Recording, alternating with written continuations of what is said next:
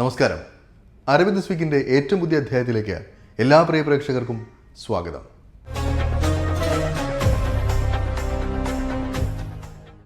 ലോകമെമ്പാടുമുള്ള ഇസ്ലാം മത വിശ്വാസികൾ ചെറിയ പെരുന്നാൾ ആഘോഷിച്ചു. പോയ വാരം ഗൾഫ് നാടുകളിലെല്ലാം വിപുലമായ ആഘോഷ പരിപാടികളായിരുന്നു ഈദുൽ ഫിത്തറിനോടനുബന്ധിച്ച് ഒരുക്കിയിരുന്നത്.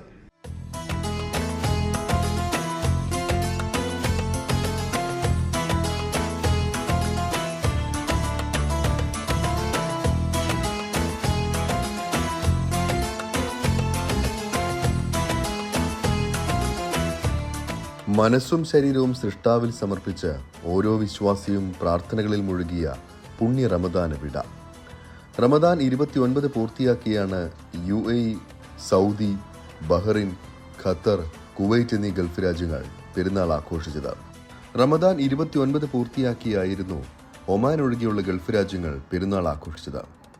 ഒമാനിൽ റമദാൻ 30 പൂർത്തിയാക്കി പെരുന്നാൾ ആഘോഷിച്ചു. UAE വിവിധ എമിറേറ്റുകളിലെ പള്ളികളിൽ നടന്ന ഈദ് നമസ്കാരങ്ങളിൽ UAE ഭരണാധികാരികൾ ഉൾപ്പെടെ പങ്കെടുത്തു.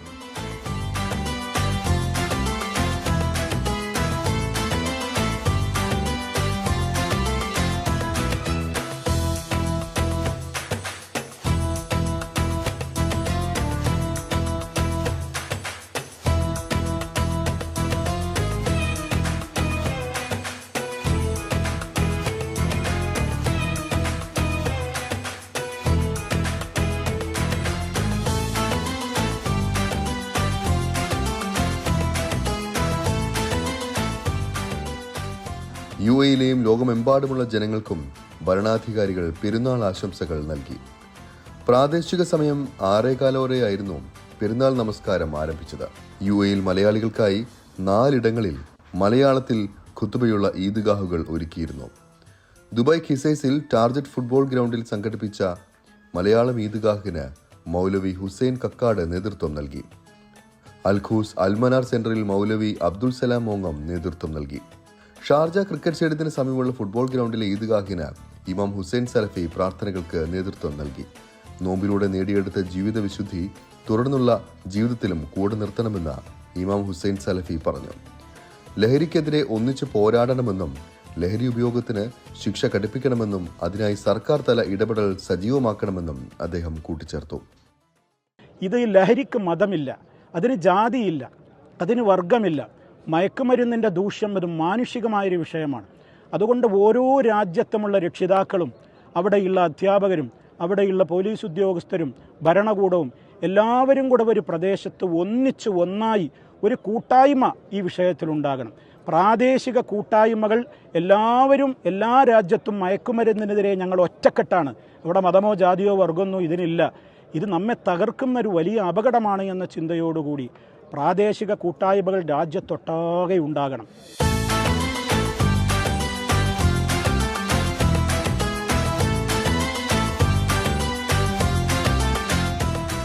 ഈദ്ഗാഹ് സംഘടിപ്പിക്കാൻ വിശ്വാസികൾക്ക് സൗകര്യങ്ങൾ ഒരുക്കി നൽകിയതിന് ഗൾഫിലെ ഭരണാധികാരികൾക്ക് ഓരോയിടത്തും സംഘാടകർ നന്ദി അറിയിച്ചു. പരസ്പരം അങ്ങോട്ടും ഇങ്ങോട്ടുമുള്ള ബന്ധങ്ങൾ കൂട്ടിയിണക്കിക്കൊണ്ട് മനുഷ്യർക്ക് സൗഹൃദമായി സമാധാനമായി ജീവിക്കാനുള്ള ഈ അന്തരീക്ഷം നൽകിക്കൊണ്ടിരിക്കുന്ന നമ്മുടെ UAE ഗവൺമെന്റിനുള്ള നന്ദിയും ഇതുപോലെയുള്ള അവസരങ്ങൾ മലയാളികൾക്കായി നൽകുന്ന ഇവർക്കുള്ള ആ ഒരു കൃതജ്ഞതയും രേഖപ്പെടുത്തി.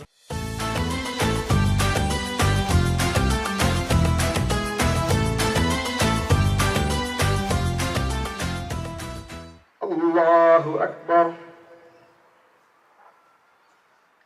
അല്ലാഹു അക്ബർ, അല്ലാഹു അക്ബർ. ഒമാനിൽ രാജ്യത്തിന്റെ വിവിധയിടങ്ങളിൽ നടന്ന പെരുന്നാൾ നമസ്കാരത്തിൽ സ്ത്രീകളടക്കം ആയിരക്കണക്കിന് ആളുകളാണ് പങ്കെടുത്തത്.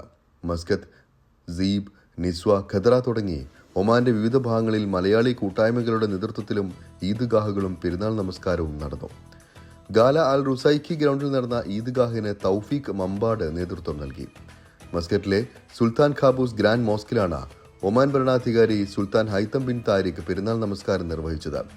ഭരണാധികാരിക്കൊപ്പം മറ്റ് രാജകുടുംബാംഗങ്ങൾ, മന്ത്രിമാർ, ഉന്നത ഉദ്യോഗസ്ഥർ തുടങ്ങിയവരും പങ്കെടുത്തു.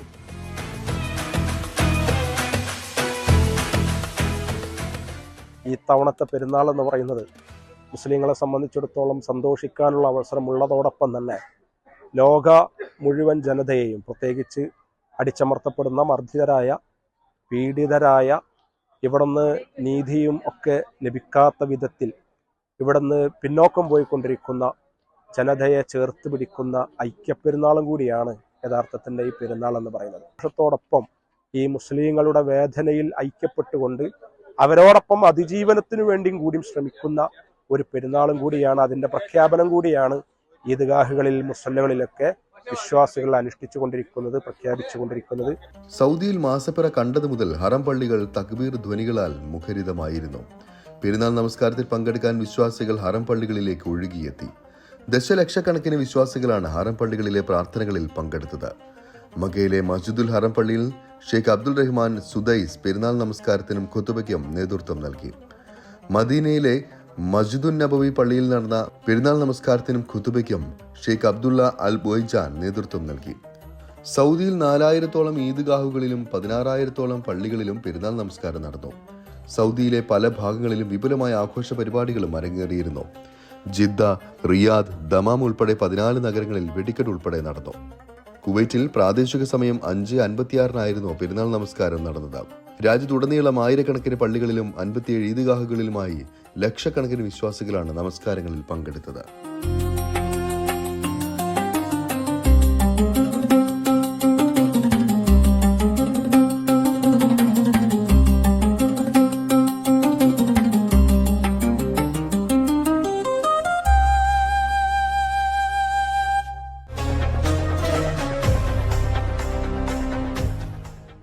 ഫുട്ബോൾ ലഹരിയിൽ അമരാൻ ഒരുങ്ങുകയാണ് UAE-യിലെ ഫുട്ബോൾ ആരാധകർ.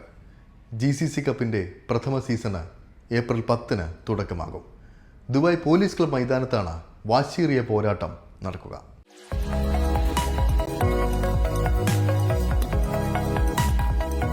UAE ഇതുവരെ കണ്ടിട്ടില്ലാത്ത ആവേശകരമായ മത്സരത്തിന് കളമുണരാൻ ഏതാനും ദിവസങ്ങൾ മാത്രം ബാക്കി. GCC കപ്പിനായി ഒരുങ്ങിയിരിക്കുകയാണ് ഫുട്ബോൾ ആരാധകർ. പവർ ഗ്രൂപ്പ് UAEയുടെ നേതൃത്വത്തിലാണ് GCCയിലെ വിവിധ ഇന്ത്യൻ ക്ലബ്ബുകളെ പങ്കെടുപ്പിച്ചുള്ള GCC കപ്പ് 2025 സംഘടിപ്പിക്കുന്നത്. ഈ മാസം 10 മുതൽ 13 വരെയുള്ള തീയതികളിലായി ദുബായ് പോലീസ് ക്ലബ്ബ് സ്റ്റേഡിയത്തിലാണ് മത്സരങ്ങൾ അരങ്ങേറുക. GCC കപ്പിൻ്റെ കോൺസെപ്റ്റ് എന്ന് പറഞ്ഞാൽ നമ്മുടെ ഇന്ത്യൻ എക്സ്പാറ്റ്സ്, അതായത് ഇന്ത്യയിലെ പ്രവാസികളായിട്ടുള്ള ആളുകൾ ഒരുപാട് ഈ ലോകം മൊത്തമുണ്ട്. അതായത് ലോകത്തിൽ പല രാജ്യങ്ങളിൽ ഉണ്ട്. അപ്പോൾ എസ്പെഷ്യലി GCC രാജ്യങ്ങളിലും അതുമായി ബന്ധപ്പെട്ട പല യൂറോപ്യൻ രാജ്യങ്ങളിലും ഒരുപാട് ക്ലബ്ബുകളായിട്ടും കളിക്കുന്നുണ്ട്. ഇന്ത്യൻ ഓണേഴ്സുള്ള ക്ലബ്ബുണ്ട്, ഇന്ത്യൻ എക്സ്പാൻസിൻ്റെ ഓൺ ക്ലബ്ബുകളുണ്ട്, ഓൺ ലീഗുകൾ നടക്കുന്നുണ്ട്, ഓൺ മത്സരങ്ങൾ നടക്കുന്നുണ്ട്. ഇതെല്ലാം അതാത് രാജ്യങ്ങളിൽ മാത്രം നടന്നു പോവുകയാണ്. അതിനെ കുറച്ചും കൂടി ക്രോഡീകരിച്ചുകൊണ്ട് നമ്മൾ മറ്റ് രാജ്യങ്ങൾ, എല്ലാ രാജ്യങ്ങളും കൂടി സംഘടിപ്പിച്ചുകൊണ്ട് അവർക്കെല്ലാവർക്കും അവിടുത്തെ നല്ല നല്ല ക്ലബ്ബുകൾക്ക് ഒരു സ്ഥലത്ത് ഒരു ടൂർണമെൻ്റായിട്ട് ഒരു ലീഗ്, ക്ലബ് ലീഗ് നടത്താനാണ്, ഒരു ഇൻ്റർനാഷണൽ ക്ലബ് ലീഗാണ് ഉദ്ദേശിക്കുന്നത് എമോങ് ഇന്ത്യൻ എക്സ്പാറ്റ്സ്. ഇതാണ് നമ്മൾ ഉദ്ദേശിക്കുന്ന ഒരു കോൺസെപ്റ്റ്. ഇത് ഫസ്റ്റ് സീസണാണ്. We are starting with Dubai.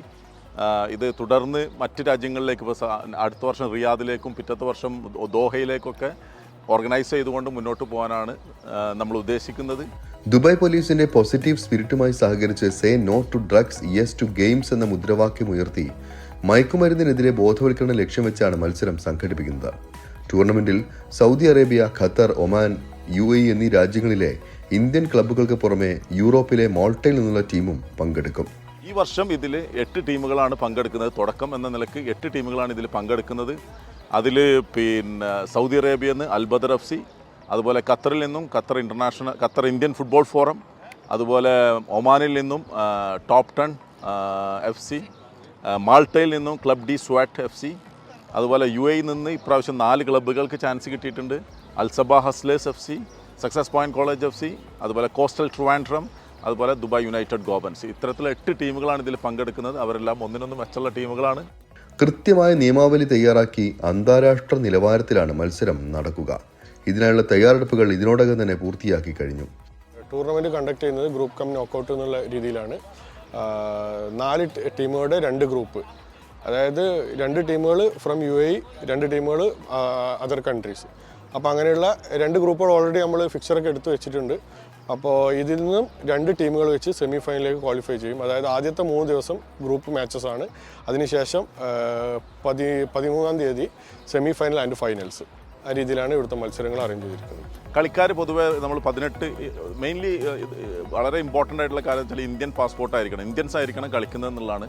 കൂടാതെ ഒരു 3 ഫോറിനേഴ്സും കൂടി നോൺ ഇന്ത്യൻ പ്ലെയേഴ്സിനും കൂടി കളിക്കാനുള്ള അവസരമുണ്ട്. അപ്പോൾ ഈ ഫോർമാറ്റിലാണ് ഇത് ചെയ്തിട്ടുള്ളത്. അപ്പം ഏത് രാജ്യത്താണെങ്കിലും ഏത് വിസ ആണെങ്കിലും ഇനി നാട്ടിലാണെങ്കിലുള്ള പ്ലെയേഴ്സിന് പോലും ഇവിടെ കളിക്കാനുള്ള അവസരമുണ്ട്. ഏത് ക്ലബിനും വേണ്ടി കളിക്കാൻ വളരെ ഓപ്പണാണ്. അഞ്ഞ് വിസിറ്റ് ഇവിടെ ദുബായിൽ വിസിറ്റ് വിസ ആണെങ്കിലും സൗദിയിൽ വിസിറ്റാണ്, സൗദിയിൽ എവിടെയാണെങ്കിലും അവർക്ക് കളിക്കാം. പ്രൊവൈഡഡ് അവർ ഇന്ത്യൻ പാസ്പോർട്ട് ആയിരിക്കണം. 3 ഫോറിനേഴ്സ് നോൺ ഇന്ത്യൻസിനും കളിക്കാം. ഈ കപ്പിൽ ഇതുവരെ യു എയിൽ ഉണ്ടാവാത്ത രീതിയിൽ UAFAയുടെ റഫറീസാണ് നമ്മളിതിന് യൂസ് ചെയ്യുന്നത്. ഇതുവരെ ഇന്ത്യൻ ടൂർണമെൻറ്റിൽ ഒന്നിൽ പോലും നമ്മളങ്ങനെ യൂസ് ചെയ്തിട്ടില്ല. അപ്പോൾ UAFAയുടെ ക്വാളിഫൈഡ് ആയ റഫറീസാണ് നമ്മൾ യൂസ് ചെയ്യുന്നത്.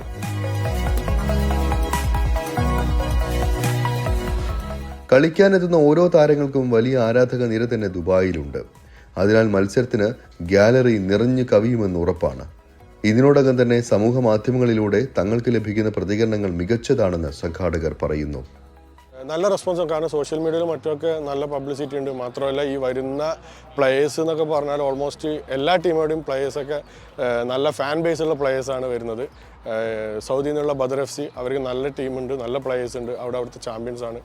അതേപോലെ മാൾട്ടയിൽ നിന്നുള്ള ഒരു ടീമുണ്ട്, യൂറോപ്പിലെ മാൾട്ടയിൽ നിന്നും, അവരും ഓൾമോസ്റ്റ് ഒക്കെ മലയാളി പ്ലേയേഴ്സാണ്. പിന്നെ അവരൊക്കെ ഇവിടെ ഉണ്ടായിരുന്ന ആൾക്കാരാണ്, അവർ മാൾട്ടയിൽ പോയി സെറ്റിലായ പ്ലേയേഴ്സാണ്, അവർ വരുന്നുണ്ട്. അതേപോലെ ഒമാൻ എന്നുള്ള, അതായത് മോസ്റ്റ് ഇവിടെ ISL I ലീഗ് കളിക്കുന്ന പ്ലേയേഴ്സ് എല്ലാ ടീമുകളിലും കളിക്കുന്നുണ്ട്. മത്സരത്തിൽ വിജയികളാകുന്നവർക്ക് കൈ നിറയെ സമ്മാനങ്ങളും ഏർപ്പെടുത്തിയിട്ടുണ്ട്. വരും വർഷങ്ങളിൽ കൂടുതൽ ഗൾഫ് രാജ്യങ്ങളിൽ മത്സരം സംഘടിപ്പിക്കാനാണ് ഇവർ ലക്ഷ്യമിടുന്നത്. UAE എന്നുള്ള GCCയിലെ തന്നെ ഏറ്റവും വലിയ പ്രൈസ് മണിയായ 35,000 ആണ് ഞങ്ങൾ ഇതിലെ വിജയികൾക്കായി മാറ്റിവെച്ചിരിക്കുന്നത്. അതിന് പുറമെ തന്നെ ഈ വർഷത്തെ GCC കപ്പ് UAEയിലും അടുത്ത വർഷം റിയാദിൽ വെച്ചിട്ടും 2027 GCC കപ്പ് ഖത്തറിൽ വെച്ചിട്ടുമാണ് നമ്മൾ ഷെഡ്യൂൾ ചെയ്തിട്ടുള്ളത്. അപ്പോൾ നമ്മളിവിടെ അത് പ്ലാൻ ചെയ്തിട്ടുള്ളത് ഫൈനലിസ്റ്റ്, സെമി ഫൈനലിസ്റ്റ്, അതായത് ഗോൾഡ് മെഡൽ, അതുപോലെ നമ്മുടെ GCC കപ്പിൻ്റെ കസ്റ്റം ചെയ്തിട്ടുള്ള ഗോൾഡ് മെഡൽ, അതുപോലെ തന്നെ സിൽവർ, അതുപോലെ തന്നെ സെമി ഫൈനലിസ്റ്റ് കാല 2 ടീമുകൾക്ക് ബ്രൗൺ മെഡൽസും നമ്മൾ കസ്റ്റം ചെയ്തിട്ടുള്ള നമ്മുടേതായിട്ടുള്ള ബ്രാൻഡഡ് ചെയ്തിട്ടുള്ള മെഡൽസാണ് നമ്മൾ അറേഞ്ച് ചെയ്തിട്ടുള്ളത്. മത്സരിക്കാൻ എത്തുന്നവരും വലിയ പ്രതീക്ഷയോടെയാണ് GCC കപ്പിനെ നോക്കിക്കാണുന്നതും. This is Dubai Goans FC. We are going to participate in this GCC Cup. We are all excited and looking forward to the tournament. I would like to thank the organizers for organizing a cup at this level. This is the first time in the last 25 years that I've been in Dubai, I'm seeing a cup like this being organized. I know it's not an easy task, but really hats off to the organizers.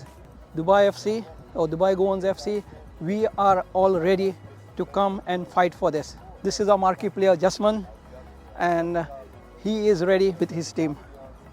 I'm very excited to be a part of this team. I heard this is a very good tournament happening in Dubai, so looking forward for a good show.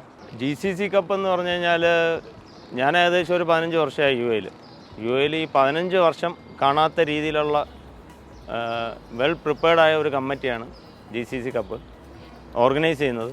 നല്ല cash prize, നല്ല ground, പിന്നെ UAE നിന്ന് പുറത്തുള്ള ടീമുകൾ പങ്കെടുക്കുന്നു, പ്രത്യേകിച്ച് യൂറോപ്പിലെ team പങ്കെടുക്കുന്നു. അപ്പോൾ എന്തുകൊണ്ടും നല്ലൊരു ടൂർണമെൻറ്റാണ്. ഒരുപാട് പ്ലെയേഴ്സിന് അവരുടെ പെർഫോമൻസ് ചെയ്യാൻ പറ്റിയ ഒരു ഗ്രൗണ്ടും കൂടിയാണ്. ആശംസകളുമായി സ്വദേശികളും രംഗത്തുണ്ട്. كابتن خالد درويش من إدارة الدعم اللوجستي قسم المرافق والمعدات الرياضية. طبعا نرحب بإخواننا من GCC تورنمنت، نرحب فيهم في هاي البطولة الودية اللي راح تجمع الشباب وتضيف طبعا للنادي وللرياضة بشكل خاص، ونقول لهم كل التوفيق والمكان مكانكم، ونحن هني نساعدكم في أي خدمة تبونها، ومنها إن شاء الله تجونا وتزورونا في المحافل الثانية بإذن الله.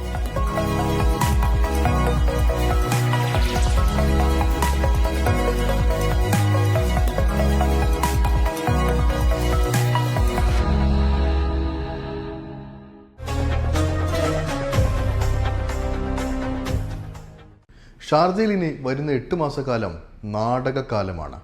ഷാർജയിലെ ഖസ്ബയിലെ അൽ മസ്ര അൽ ഖസ്ബയിലാണ് ക്ലാസിക് നാടകങ്ങൾ കാണാൻ അവസരമൊരുക്കിയിരിക്കുന്നത്. ഷാർജ നിക്ഷേപ വികസന അതോറിറ്റിയാണ് ഈ ഒരു ഉദ്യമത്തിന് പുറകിൽ.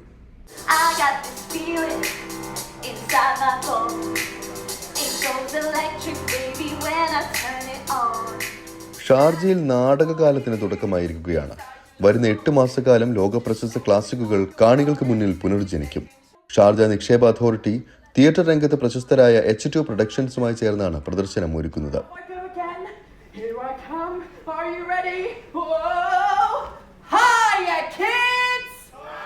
ഡിസംബർ 7 വരെ വിവിധ ദിവസങ്ങളിലായി ക്രമീകരിച്ചിരിക്കുന്ന നാടകങ്ങളുടെ പട്ടികയിൽ Cinderella, treasure island, Pinocchio, around the world in 80 days, Snow White and the 7 dwarfs എന്നിങ്ങനെ നാടകപ്രേമികളുടെ മനം കവർന്ന എക്കാലത്തെ മികച്ച നാടകങ്ങൾ അരങ്ങിലെത്തും. സിൻഡ്രല്ലയാണ് ആദ്യം പ്രദർശിപ്പിക്കുക.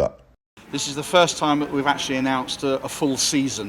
We've got a full season of shows, currently doing Cinderella, and in June we have Pirates Treasure Island, then followed by Pinocchio in August, Around the World in 80 Days in October, and right through to Christmas. Well, Christmas.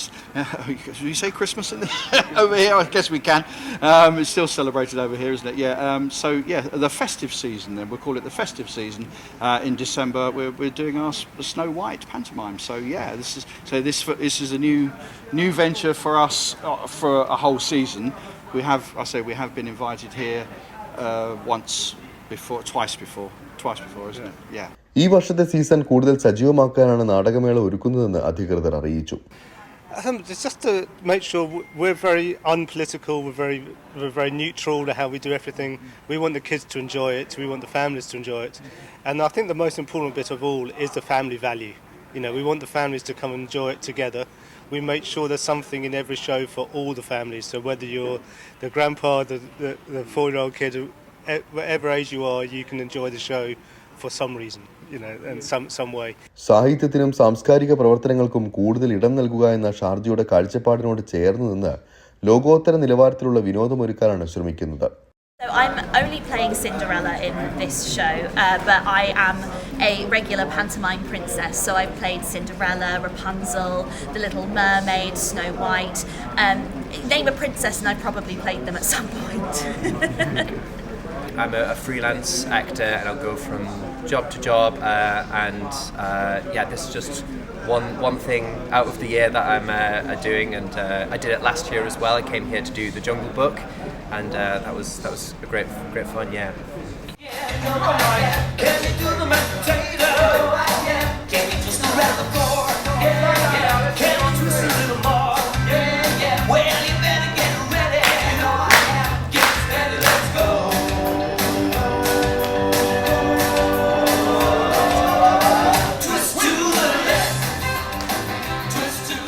എന്നും നാടകങ്ങൾക്കും കലാപ്രവർത്തനങ്ങൾക്കും പിന്തുണ നൽകാനുള്ള ഷാർജയിൽ വലിയ പ്രതീക്ഷയോടെയാണ് എത്തിയതെന്നും കുട്ടികൾക്കും മുതിർന്നവർക്കും ഒരുപോലെ ആസ്വദിക്കാനാകും വിധമാണ് നാടകങ്ങൾ അരങ്ങിലെത്തുക എന്നും അണിയറ പ്രവർത്തകർ കൂട്ടിച്ചേർത്തു. Probably the first time they've ever been into a live theatre. Okay, they go to school, their school assemblies or whatever, but to sit with all your friends and have some fun and jump up and down and scream and shout, because you're allowed to. With our style of show, you are allowed to participate. We encourage the audience participation. You don't have to sit there and be quiet. We really want you to join in. And kids obviously benefit from a lot of that. It encourages their imaginations, their outlook on just being with friends and just being able to express themselves without mummy or daddy or a teacher saying, shh, sit down, be quiet, shh, shh, shh. No. When you come to us, you have some fun and you literally jump up and down, hopefully with excitement. I was thinking the same thing. I've been searching my whole life to find my own place. And maybe it's the party talking or the chocolate fondue. But with you, I've got my place. I see your face and it's nothing like I've ever known before. Love's an open. Arabia this വീക്കിന്റെ ഈ ഒരു അധ്യായം ഇവിടെ പൂർണ്ണമാവുകയാണ്. Arabian നാടുകളിലെ കൂടുതൽ കൗതുക കാഴ്ചകളും വിശേഷങ്ങളുമായി അറേബ്യ ദിസ് വീക്ക് അടുത്തയാഴ്ച ഇതേ സമയം ഇതേ ദിവസം. നമസ്കാരം.